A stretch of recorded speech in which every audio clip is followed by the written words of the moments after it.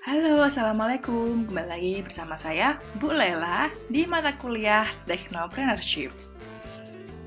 Teman-teman, di minggu lalu, kita sudah selesai melalui minggu ujian tengah semester dengan metode studi kasus. Sudah saya terima melalui assignment di Elena.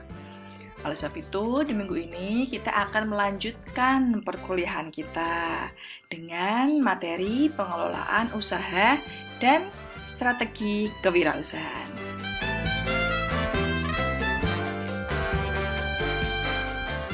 Oke, ini adalah mind map yang sudah saya buat berdasarkan materi di bab 14 di bukunya Basrowi ya. Ada 3 pokok materi. Yang pertama adalah pengelolaan keuangan yang berisi sumber-sumber keuangan, perencanaan keuangan dan penggunaan dananya. Kemudian yang kedua, poin B adalah tentang teknik dan strategi pemasaran, di mana nanti teman-teman akan belajar tentang bagaimana perencanaan pemasarannya, strateginya, tentang produk itu sendiri, tentang bagaimana cara menentukan tempat untuk berwirausaha yang strategis, yang efisien, juga menentukan harga yang tepat sesuai dengan produk dan value yang kita tawarkan. Kemudian juga akan belajar tentang bagaimana cara-cara promosi untuk produk maupun jasa kita. Dan terakhir adalah tentang kiat-kiat. Kemudian yang poin C ketiga adalah tentang manajemen dan strategi kewirausahaan. Ya. Nah, berhubung materi ini cukup banyak bobotnya sehingga kita akan belajar ini selama 2 minggu atau 2 pertemuan.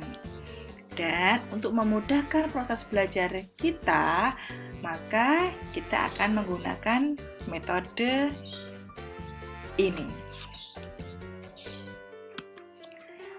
Nah, ini adalah metode yang akan kita gunakan untuk belajar di 2 minggu ini, yaitu true or false, atau benar atau salah.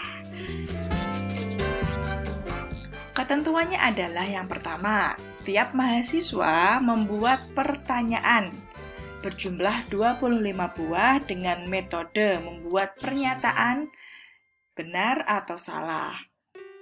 Nah, ini dapat berisi aspek untuk menguji pemahaman, penerapan maupun analisis teori.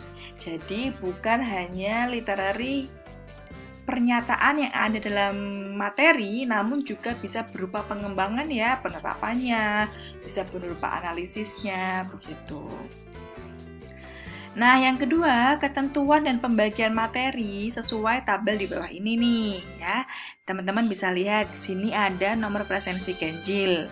Jadi akan ada 2 kelompok besar, namun bekerjanya tetap individual, begitu. Ini hanya mengkategorisasikan saja.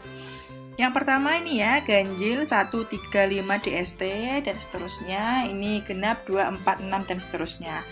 Nah, untuk individu yang ada di presensi ganjil, membuat pertanyaan true or false berdasarkan materi di poin A tadi dan B untuk poin 1 sampai 4, yaitu apa tadi? Perencanaan pemasaran hingga tempat. Oke. Nah, kemudian untuk presensi genap ini membuat pertanyaan berdasarkan dari materi di poin B, yaitu angka 5 sampai 7. Kita lihat pada bagian harga sampai dengan kiat, diteruskan dengan poin C. Gitu ya.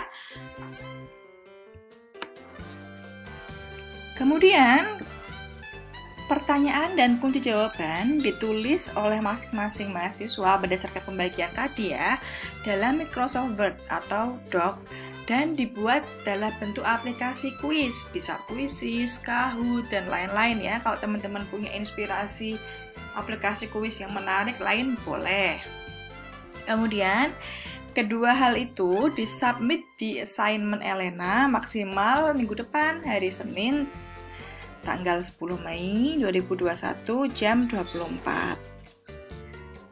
Begitu ya. Kemudian di pertemuan ke-10, di mana itu minggu depan ya, antar mahasiswa saling bertukar kuis secara mandiri dengan ketentuan berikut. Misalnya nih, nomor presensi 1 yang ada di tim ganjil memberikan kuis kepada nomor 2 di tim genap. Dan nomor 2 di tim genap memberikan kuis kepada nomor 1. Begitupun seterusnya ya, nomor 3 memberi kuis ke nomor 4 memberi kuis ke nomor 3, begitu. Ini diberikan pada Selasa 12 Mei 2021, gitu. Kenapa hari Selasa? Karena Rabu sampai Jumatnya kita ada cuti bersama, jadi cuti bersama Lebaran, jadi di 3 hari itu kita tidak bisa bertemu karena libur, sehingga ini saya ajukan di hari Selasa. Jamnya gimana? Bebas saja, sesuai dengan kesepakatan masing-masing ini yang mau dipertukarkan. Kemudian, tiap mahasiswa mengerjakan kuis yang didapat di hari Selasa ini ya, selama 1 minggu, atau sampai pertemuan berikutnya di minggu depannya, begitu ya, dengan ketentuan waktu pengerjaan kuis yang telah ditentukan oleh si pembuat kuis.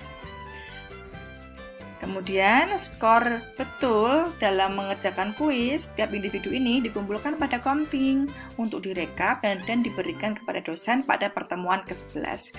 Jadi kita akan berjumpa lagi nih teman-teman pada pertemuan ke-11 ya. Yaitu tanggal 19 atau tanggal 20 Mei ya, sesuai dengan jadwal masing-masing rombel. Oke, seperti itu.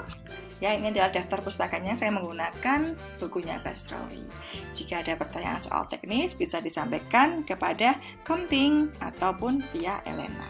Thank you. Sampai jumpa. Selamat belajar. Assalamualaikum warahmatullahi wabarakatuh.